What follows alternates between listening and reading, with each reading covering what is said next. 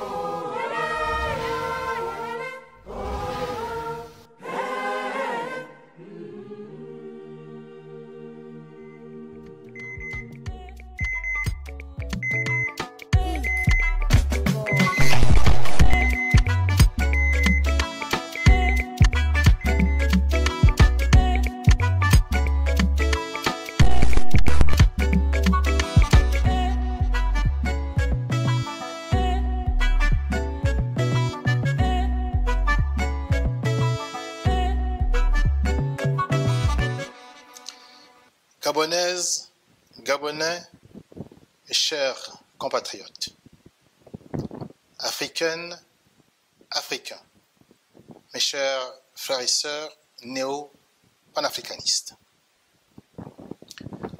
En ce jour particulier du 26 février 2023, j'ai décidé de m'adresser à vous pour une importante déclaration.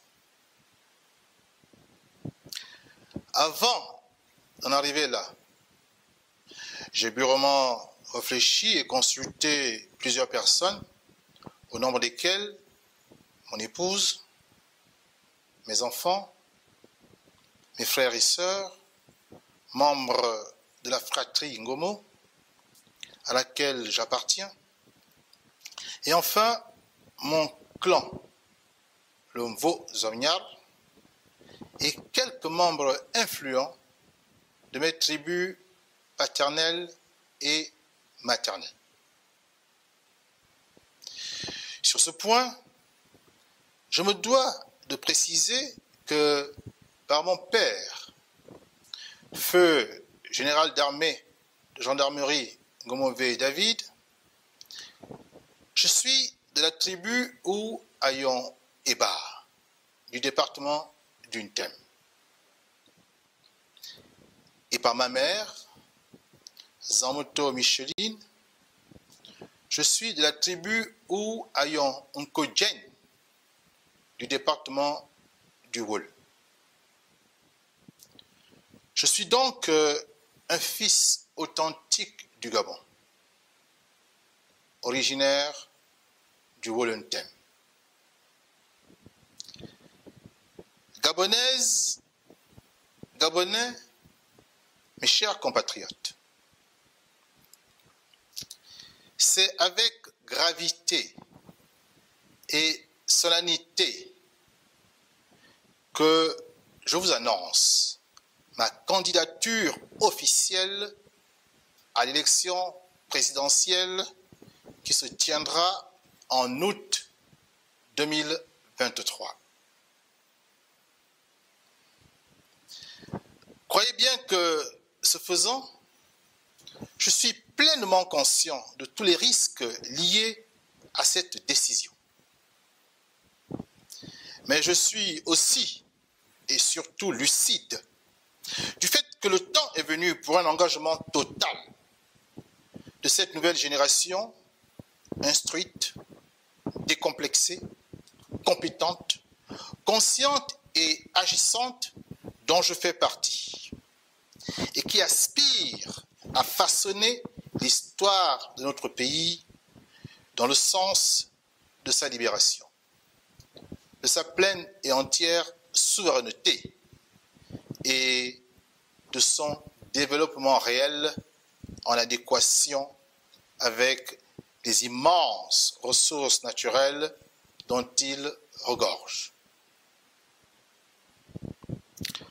Comme tous ceux de cette génération dont je parle, je suis prêt à assumer les immenses charges et responsabilités attachées à cette ambition.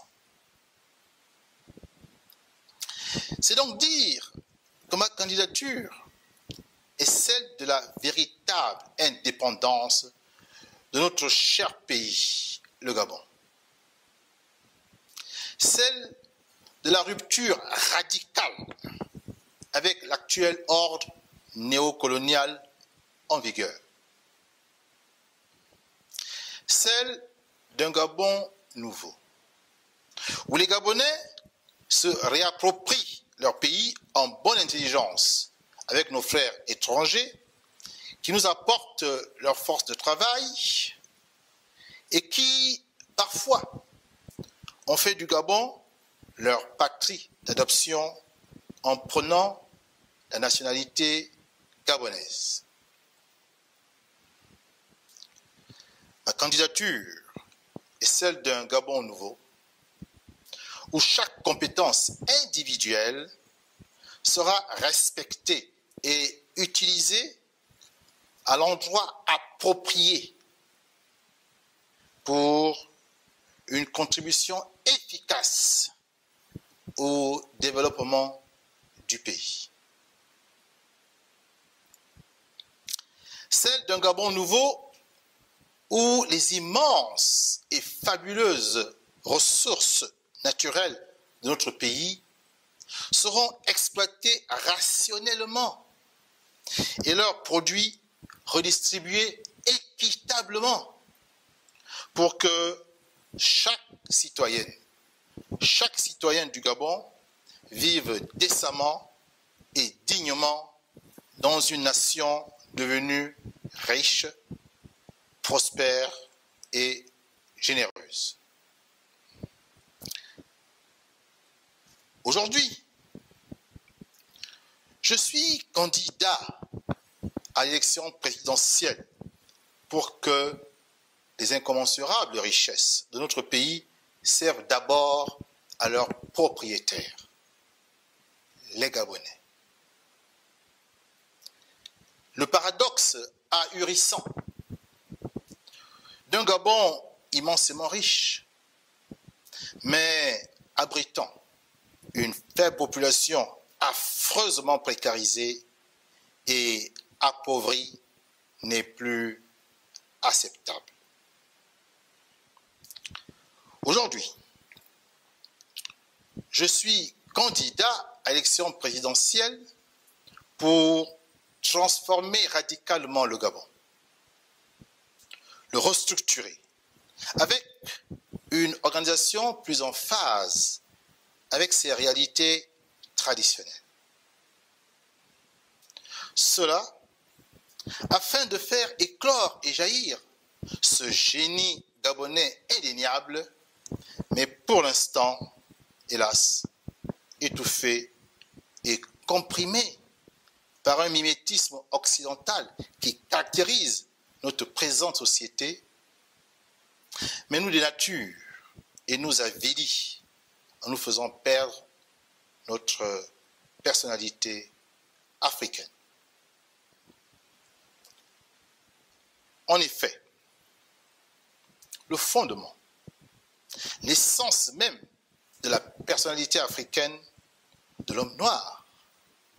C'est sa propension à la spiritualité, son rapport intime au divin et à la création. Ce rapport qui lui dicte naturellement sa culture, son art, son économie et sa politique. Il nous faut donc absolument retrouver notre âme pour relever le défi d'une transformation heureuse et réussie.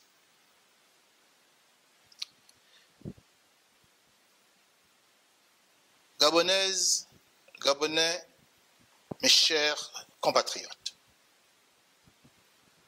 le travail de transformation du pays que j'entends mener si je suis élu président de la République s'articule autour de 5 axes fondamentaux.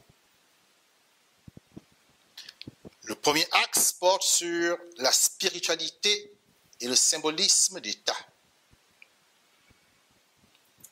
Un État, à travers ces symboles, doit refléter l'âme, la spiritualité et l'identité de la nation qu'il représente. La spiritualité africaine du Gabon devra être réhabilitée et il sera mis fin aux pratiques ignobles, prétendument spirituelles, des crimes rituels. Quant au symbolisme d'État, il sera totalement refondé.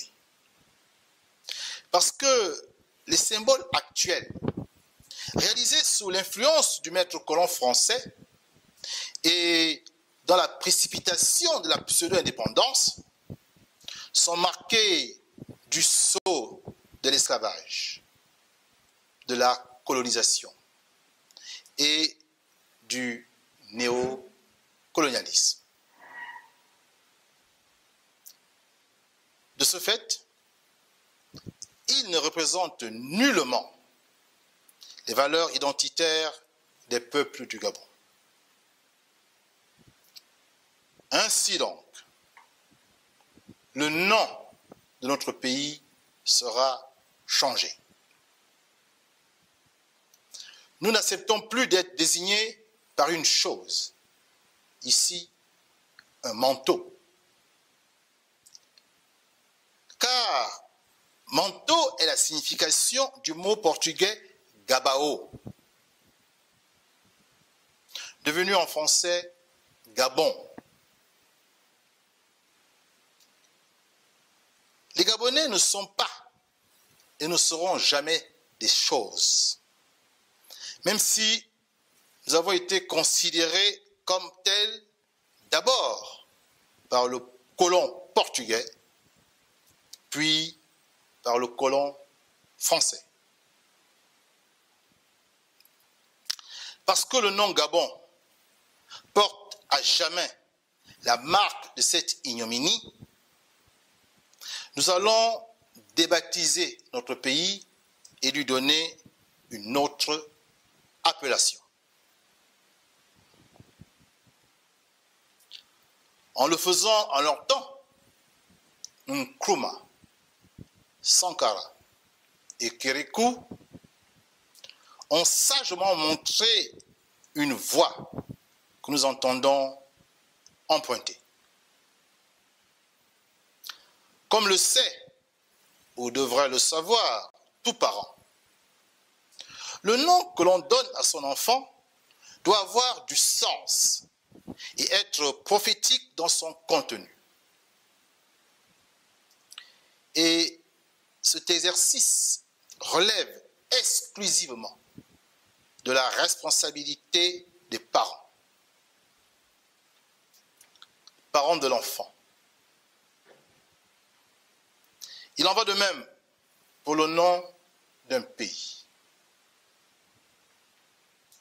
Il revient donc au peuple autochtone et à personne d'autre de nommer sa terre conformément à la vision qu'il en a et c'est ce que nous ferons.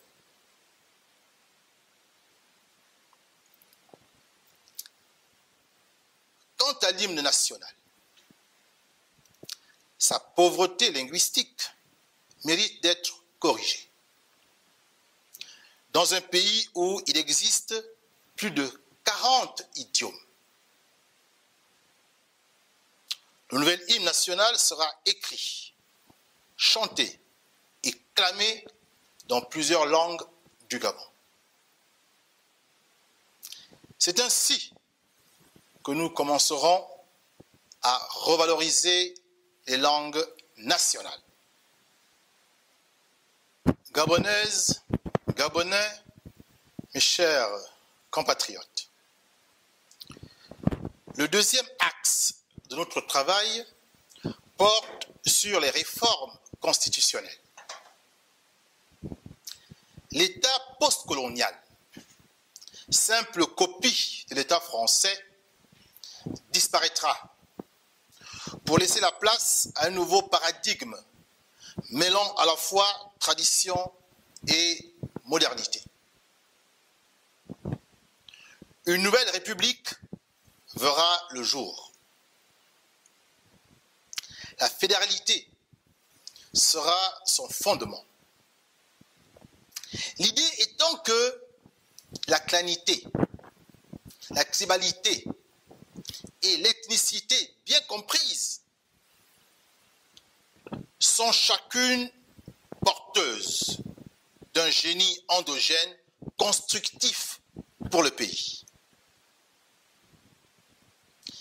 Car il est parfaitement envisageable, et nous le croyons fermement, diriger une république gabonaise qui, au lieu de diaboliser et vouloir anéantir la clanité, la tribalité et l'ethnicité, s'appuie au contraire sur leur ressort socio-culturel millénaire, lesquels ont fait leur preuve et permis à l'Afrique d'exister des milliers d'années avant l'arrivée des colons et les bouleversements qu'ils ont provoqués, en infligeant ainsi des traumatismes collectifs à nos sociétés traditionnelles durant 600 ans. Deux propositions de constitution seront laissées au choix du peuple gabonais souverain, après une campagne d'information et de sensibilisation.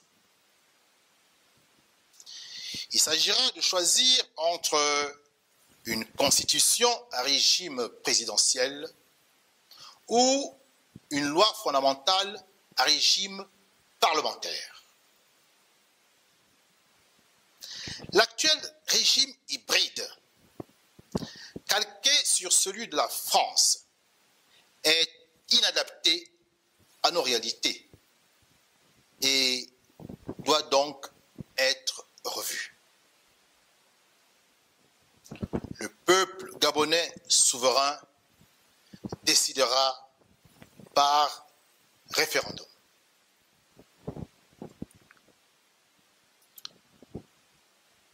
Notre système actuel est fortement centralisé. Il sera mis un terme à cela. Le Gabon deviendra une fédération de régions-États. Chaque région-État étant le couplage de deux provinces. Et la diaspora devenant la 10e province du Gabon. Les régions-États seront dotées d'institutions régionales mises en place par les autorités locales avec des mécanismes de fonctionnement propres au génie local. Les royautés communautaires ou les chefferies ethniques ne seront plus de simples accessoires ou supplétifs du pouvoir central. elles auront toute leur place dans le débat sociopolitique et la gestion de la chose publique dans notre pays. Gabonaises, Gabonais, mes chers compatriotes, le troisième axe porte sur les réformes institutionnelles. Le nombre et la taille des institutions nationales doivent être en adéquation avec le corps social et la faible population gabonaise. Il y a pléthore d'institutions dans notre pays. Le bon sens commande d'en réduire le nombre, ainsi que leur effectif. Cela dans un souci de meilleure efficacité de l'action administrative et de diminution drastique des charges de l'État. Le gouvernement de la République sera constitué de 20 membres, soit 2 par province, et une attention particulière sera accordée à l'approche genre. Le Parlement demeurera bicaméral, avec une chambre pour les femmes et une autre pour les hommes. Le nombre de parlementaires sera revu à la baisse, en prenant en compte le ratio 1 député pour un nombre X d'habitants. Il n'est plus acceptable que le Gabon, qui n'a que 2 millions d'âmes, compte presque autant de députés, 143, que la Belgique, 150, dont la population avoisine 11 millions d'habitants. Un recalibrage rationnel et raisonnable s'impose. De même qu'une représentativité nationale qui devrait s'étendre aux royautés ou chefferies communautaires du Gabon.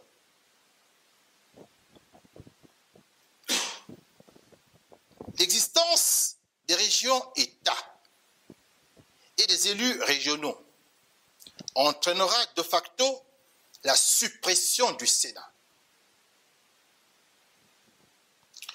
Le médiateur de la République, ainsi que le Conseil national de la démocratie, et même certaines agences seront également supprimées.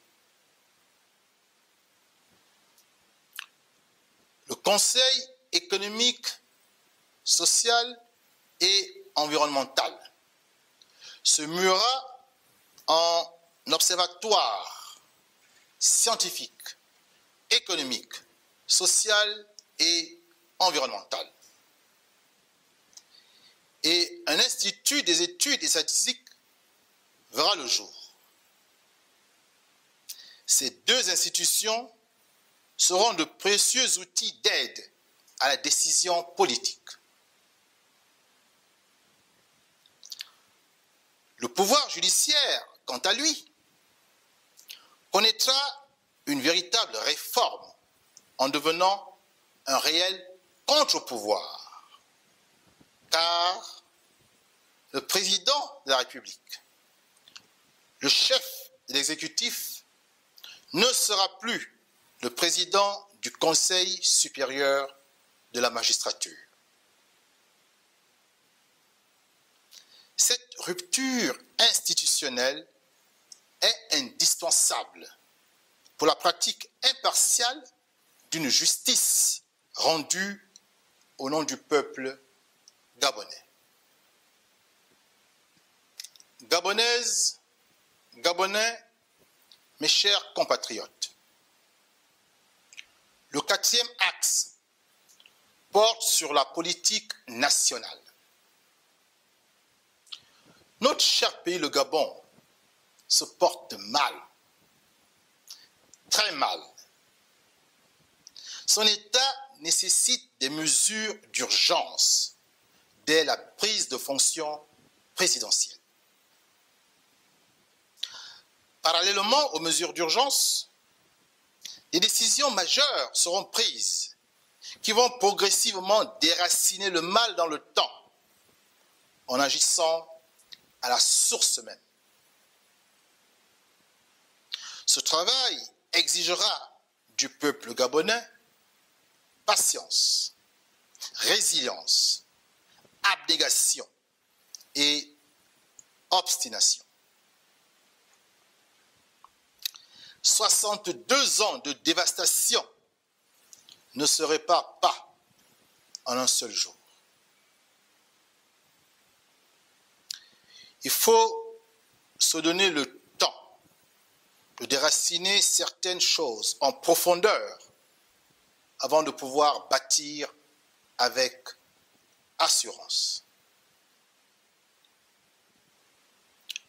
Nous devons de redresser le Gabon, notre pays, et de l'élever au rang de nation riche, prospère et généreuse, grâce à l'exploitation et à la juste redistribution des immenses richesses de notre pays. Nous devons nous donner les moyens mentaux d'y parvenir. Patience, résilience, abnégation et obstination. Ces valeurs morales fondamentales devront façonner notre état d'esprit. Pour avoir une connaissance exacte et documentée de la situation du pays, nous commanditerons d'une part l'état des lieux des différentes institutions et administrations du pays et d'autre part des audits qui seront réalisés par des cabinets internationaux. Nous commanderons une étude également pour connaître de façon exhaustive le nombre et l'état de nos réserves en ressources naturelles. Nous disposerons ainsi d'une carte nationale de nos matières premières. L'idée est d'évaluer objectivement le potentiel naturel et exhaustif des richesses du Gabon et le pendant irrelatif en monnaie nationale et internationale.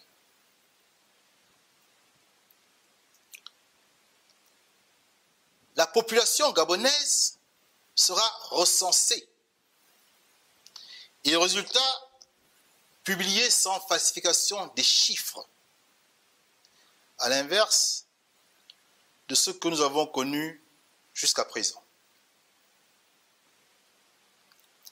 Les Gabonais pourront ainsi objectivement apprécier le ratio de richesse du pays rapporté au nombre de ses enfants.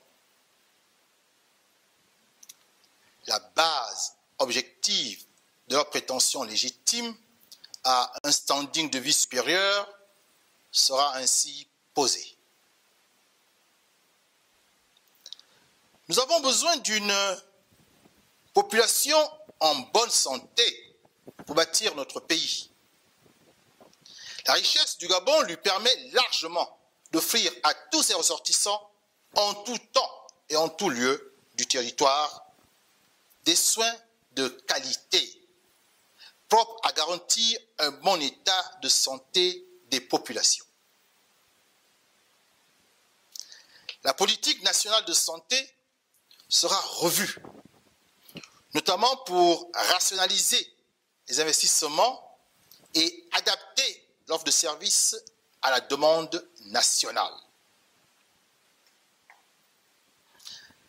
la lutte contre les déserts médicaux à l'intérieur du pays et la couverture de tout le territoire national en structures sanitaires opérationnelles sera une priorité, avec une mention particulière pour les structures de premier contact que sont les dispensaires et les centres de santé.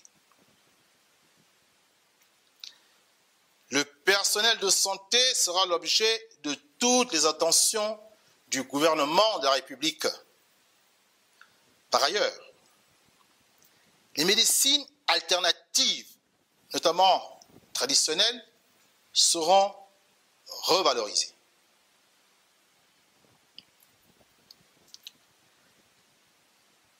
Parce que le Gabon a besoin d'une population bien éduquée et formée.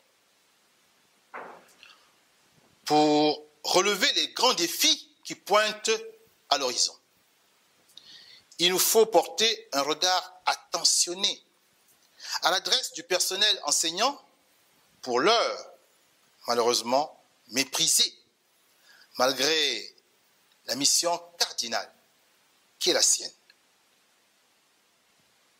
La politique de l'éducation et de l'enseignement sera revue, notamment pour ce qui est des contenus actuels d'inspiration néocoloniale. Avant de découvrir le reste du monde, son histoire et sa géographie, les petits Gabonais doivent d'abord connaître leur pays et leur continent. L'histoire des différentes communautés gabonaises, leurs traditions, leurs similarités et différences culturelles. Ceci nous paraît fondamental pour des peuples différents appelés à vivre et à coexister pacifiquement dans un même espace national. Par ailleurs, nous aurons à cœur d'adapter l'enseignement aux besoins de développement pour limiter le chômage des jeunes et permettre que le premier emploi soit possible pendant le stage professionnel de dernière année d'études.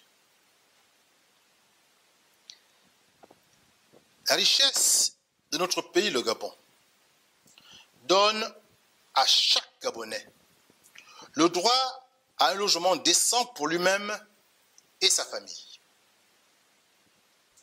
Notre politique de logement social inclura une réforme foncière et une urbanisation accélérée des quartiers sous-intégrés et des zones périurbaines constructibles.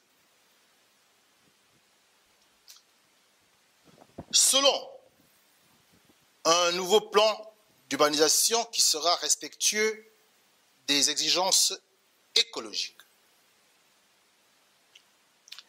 Pour les constructions, la préférence sera donnée aux matériaux adaptés au climat tropical, avec une utilisation prioritaire des ressources naturelles de notre pays.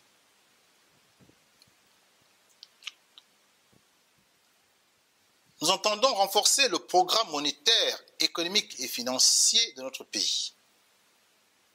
Pour cela, il nous faudra absolument être en possession d'informations qui sont, pour l'heure, détenues exclusivement par la France. Un audit financier du compte d'opération relative aux réserves du Gabon au Trésor public français sera exigé.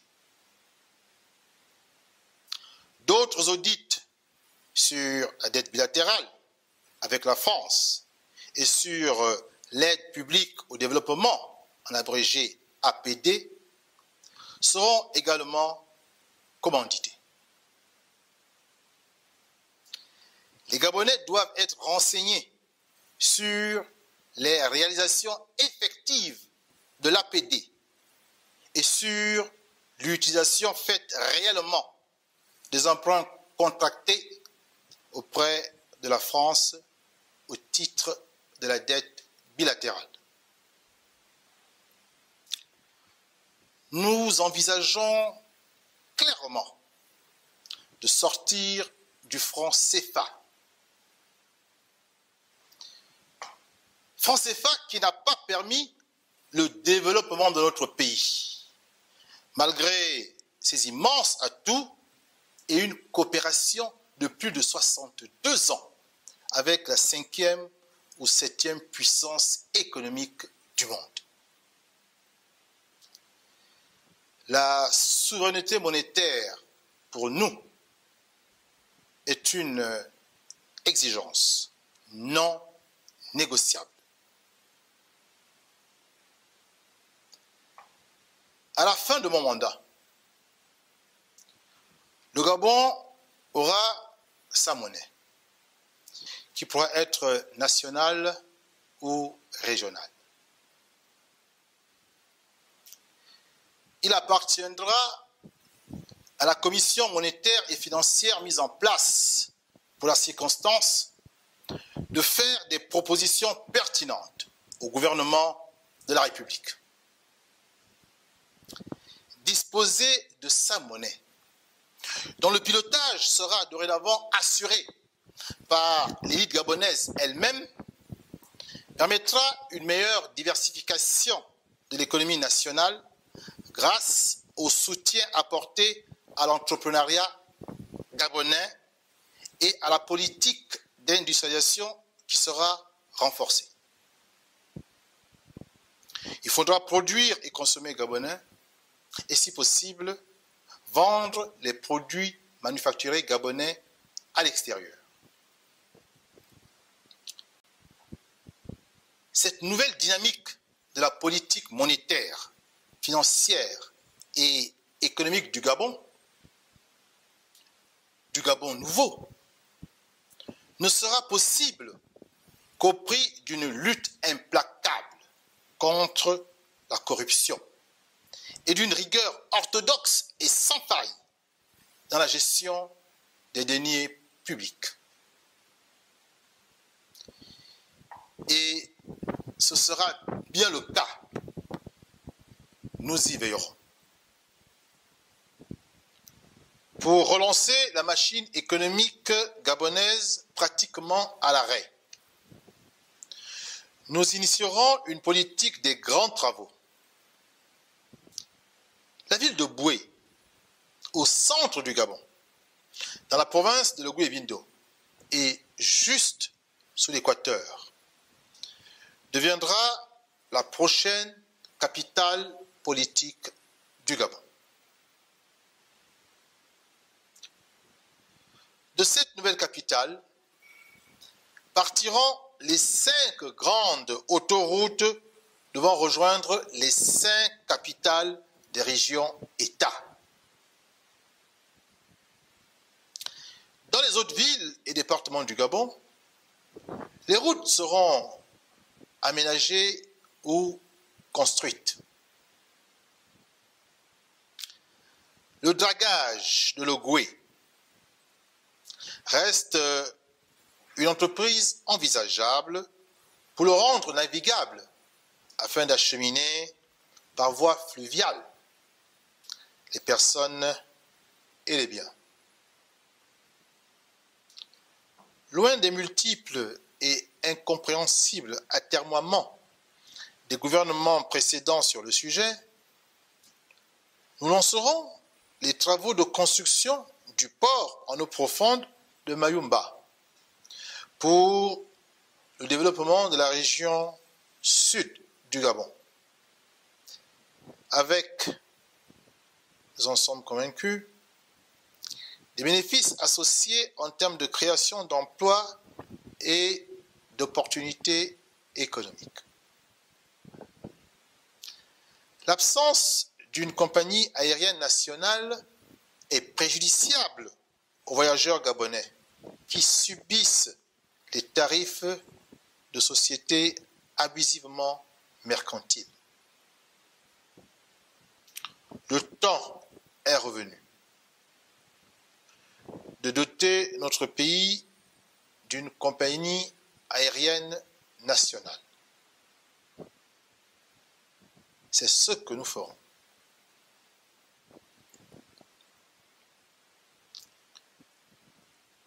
Ce train de mesures liées au redressement et à la transformation profonde du Gabon exige la pleine participation de toutes les forces vives de la nation au processus et leur appropriation du défi à relever pour le bien-être de tous.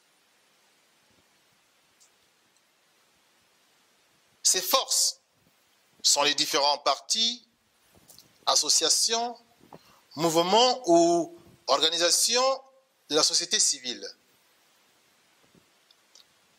Le gouvernement de la République offrira le cadre idoine pour un travail optimal de toutes ces forces vives de la nation. L'opposition gabonaise sera dotée d'un statut et tous les acteurs politiques légaux seront financés par le Trésor public.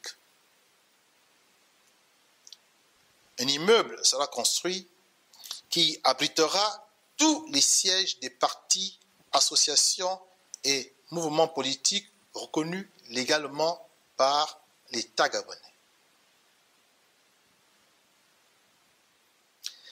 Les organismes de la société civile ou organisations non gouvernementales disposeront également d'un immeuble devant accueillir leurs sièges et bénéficieront aussi des financements de l'État gabonais.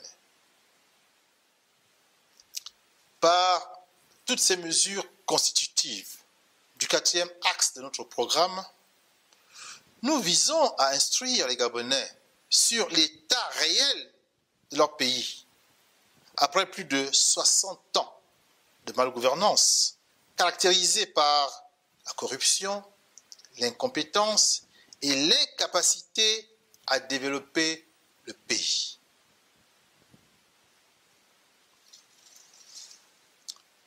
Et nous proposons des solutions innovantes pour sortir définitivement d'un sous-développement savamment entretenu par nos prétendus partenaires internationaux, au premier rang desquels la France. Gabonaises, Gabonais, mes chers compatriotes, je viens de vous livrer l'essentiel de la politique nationale que je compte mettre en œuvre si je suis non seulement élu au prochain scrutin d'août 2023, mais encore et surtout investi pour un mandat de 7 ans. Je veux, pour finir, parler du 5e et dernier axe de mon programme. Le 5e et dernier axe porte sur la politique internationale. Devant un monde qui assiste à la fin de l'ère unipolaire, dominé par le bloc occidental depuis l'effondrement de l'Empire soviétique en 1991 et une bascule vers une planète multipolaire avec pour nouvel épicentre de puissance géopolitique l'Organisation de coopération de Shanghai, en abrégé OCS, le Gabon, notre pays, doit s'inscrire résolument dans la nouvelle dynamique en renforçant l'intégration régionale de l'Afrique centrale et en promouvant l'État fédéral continental pour que l'Afrique renaisse et devienne un des pôles les plus puissants du nouveau monde multipolaire. Nous renforcerons l'intégration régionale en Afrique centrale pour assurer la libre circulation des biens, des services et des personnes. nous accusons, il faut bien l'admettre, un gros retard face à l'Afrique de l'Ouest. Mais nous pouvons le rattraper si les chefs d'État d'Afrique centrale, réellement panafricains, accèdent au pouvoir et décident d'exécuter les directives régionales qui souvent restent lettres mortes, nonobstant la signature des traités et conventions qui les font entrer en vigueur. Nous proposerons à toute la jeunesse gabonaise d'Afrique francophone et de l'Afrique continentale de se donner le projet de grandeur de la Fédération de l'Afrique. Nous en sommes convaincus. Seule une Afrique unie et fédérale, condition nécessaire et suffisante pour sa puissance, fera respecter l'homme noir sur toute la planète. Il nous revient de bâtir cette Afrique renaissante qui a tous les atouts pour devenir la première puissance mondiale du siècle prochain. L'agenda néo-panafricaniste 50, en abrégé AN50, encore dénommé Agenda panafricain 54-51, suggère un programme de fédération de l'Afrique en 50 ans. Programme qui mobilisera les énergies d'au moins 2 générations.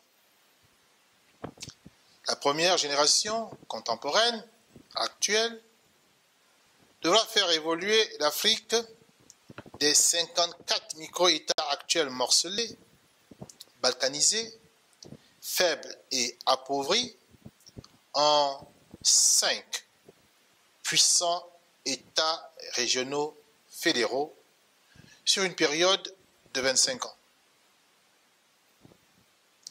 Le processus de fédération débutera après l'éradication définitive de la France-Afrique, qui surviendra au plus tard, nous l'espérons, en l'an 2030.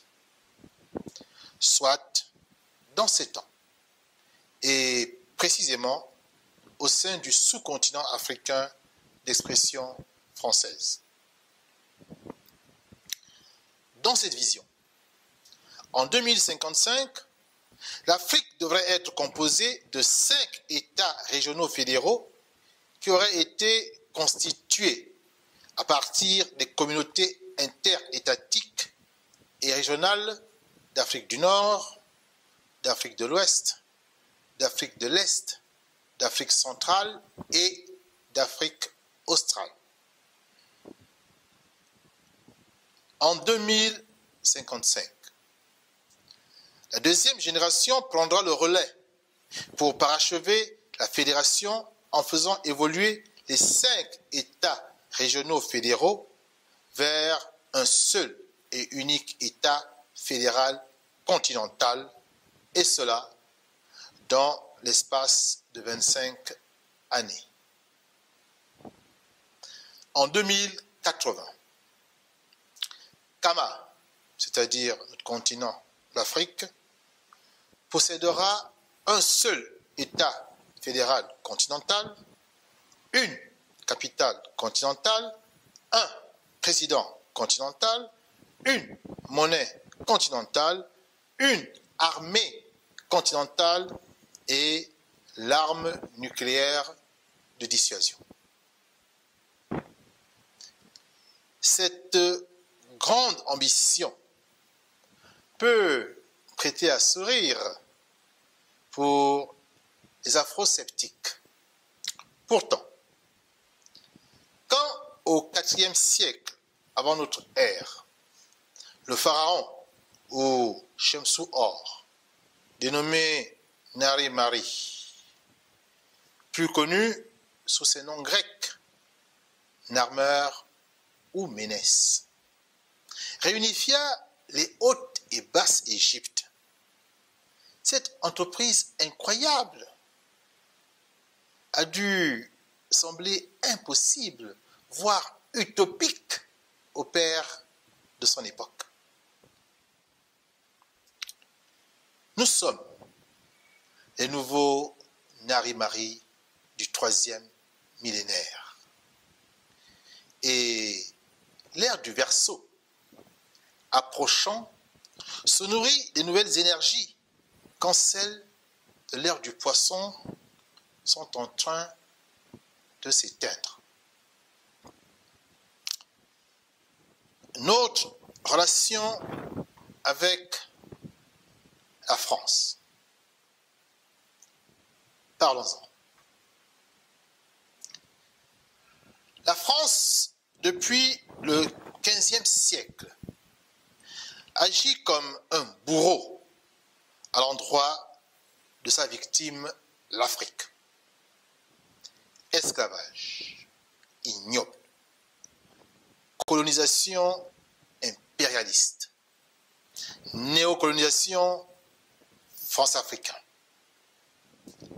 sont autant de traumatismes collectifs subis par les Africains. Jusqu'ici, la France n'a manifesté aucun remords, aucun regret, aucune demande de pardon. Pour elle, restitution et réparation ne sont pas à l'ordre du jour.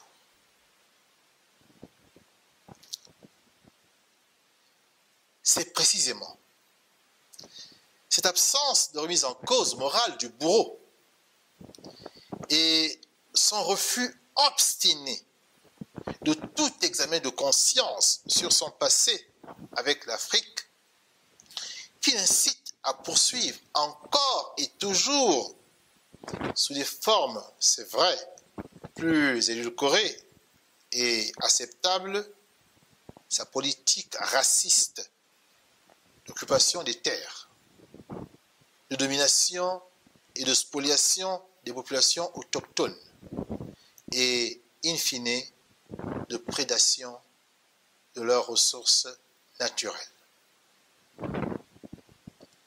Pourtant,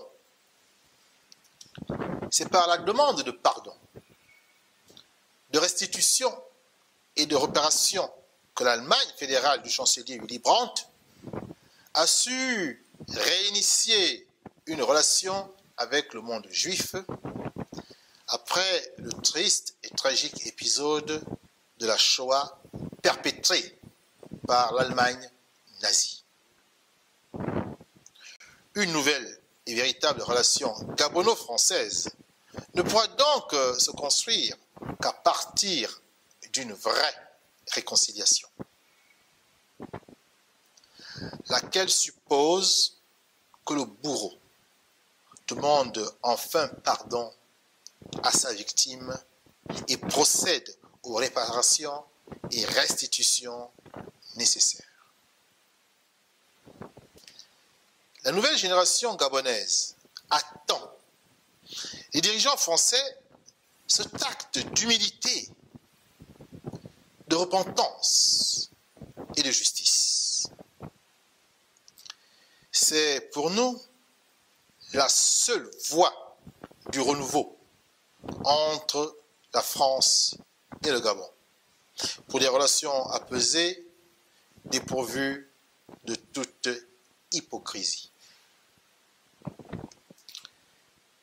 À cet égard, aucune nouvelle relation entre la France et le Gabon ne saurait s'accommoder des actuels accords de coopération conçus, élaborés et signés sans l'avis du peuple gabonais. Une révision de ces accords s'impose naturellement. Mais cela n'est pas possible avec une présence militaire française sur le sol gabonais. Ce serait comme négocier avec un fusil sur la tempe. Les deux parties devront discuter librement, dans un climat d'égalité des droits.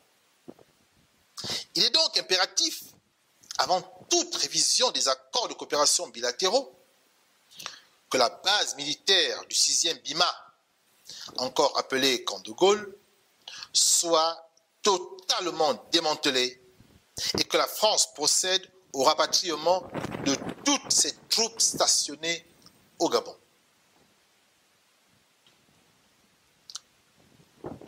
En État souverain et libre,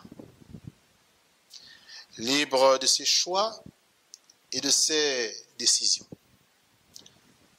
Le Gabon nouveau entend développer une diplomatie multilatérale avec tous les partenaires qui respectent sa souveraineté, ses choix stratégiques et veulent l'accompagner dans la recherche du bien-être des populations. À ce titre, les relations avec le bloc occidental seront maintenues, quoique revisitées.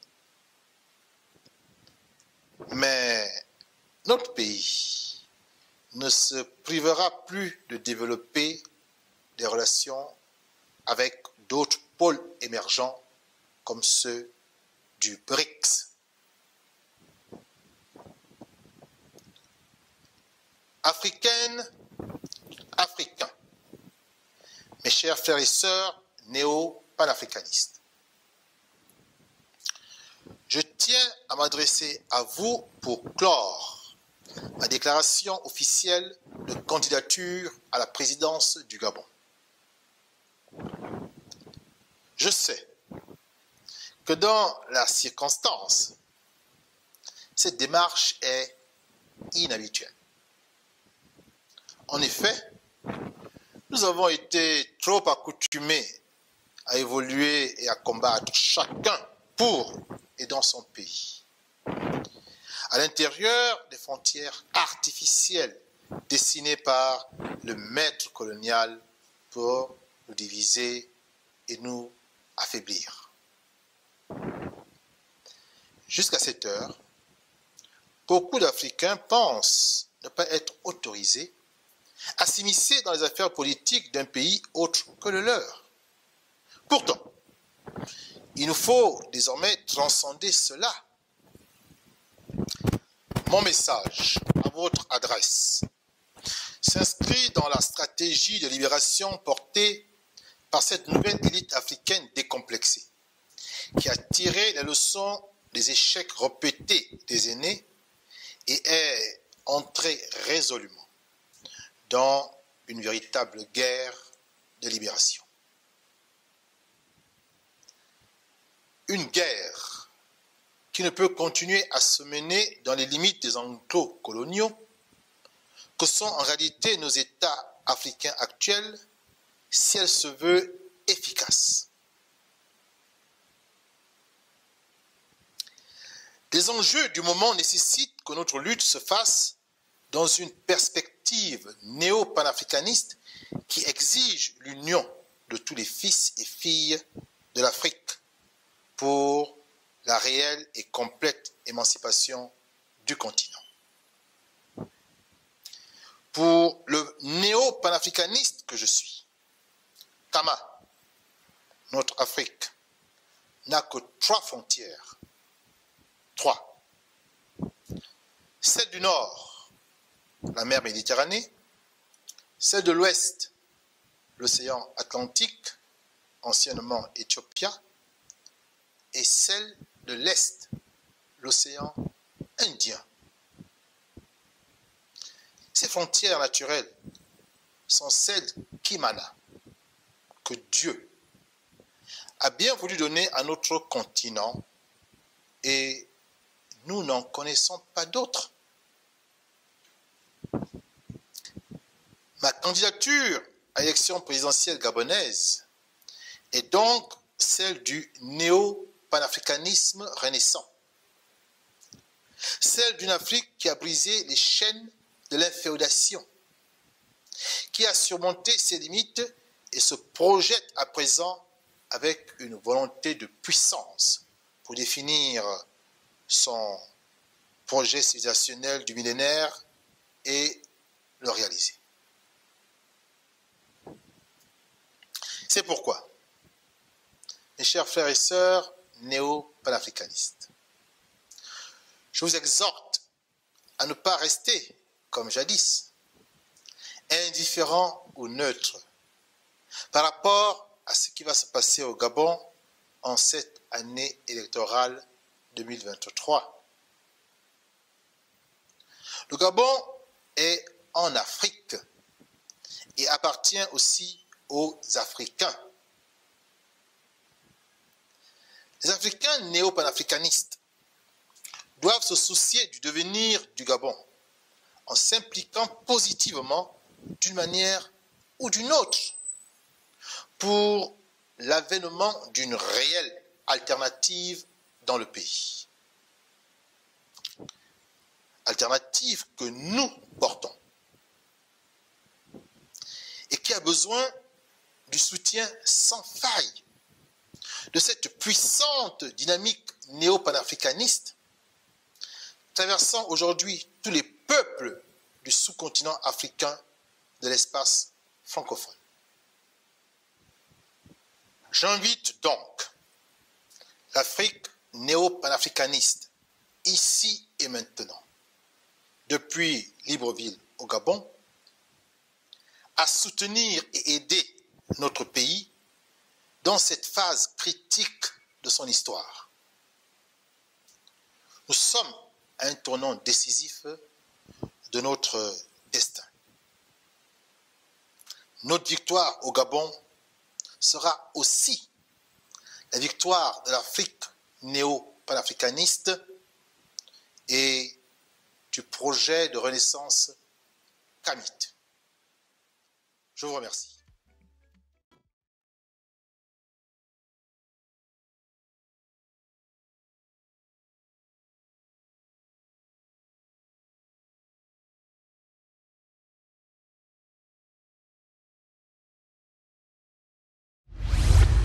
Plus en plus nombreux à nous suivre sur Afrique N24, et vraiment nous tenions à vous en remercier. Nous lisons tous vos commentaires qui enrichissent le débat et vraiment nous vous demandons de nous soutenir pour continuer à avoir cette ligne éditoriale indépendante, et vous proposer des émissions toujours de plus en plus enrichissantes. Merci et à bientôt. Likez la vidéo si ce n'est pas déjà fait. Laissez aussi votre point de vue en commentaire. Abonnez-vous et cliquez aussi sur la petite cloche de notification pour ne rien rater de nos prochaines vidéos. N'oubliez pas de partager aussi la vidéo et de la liker.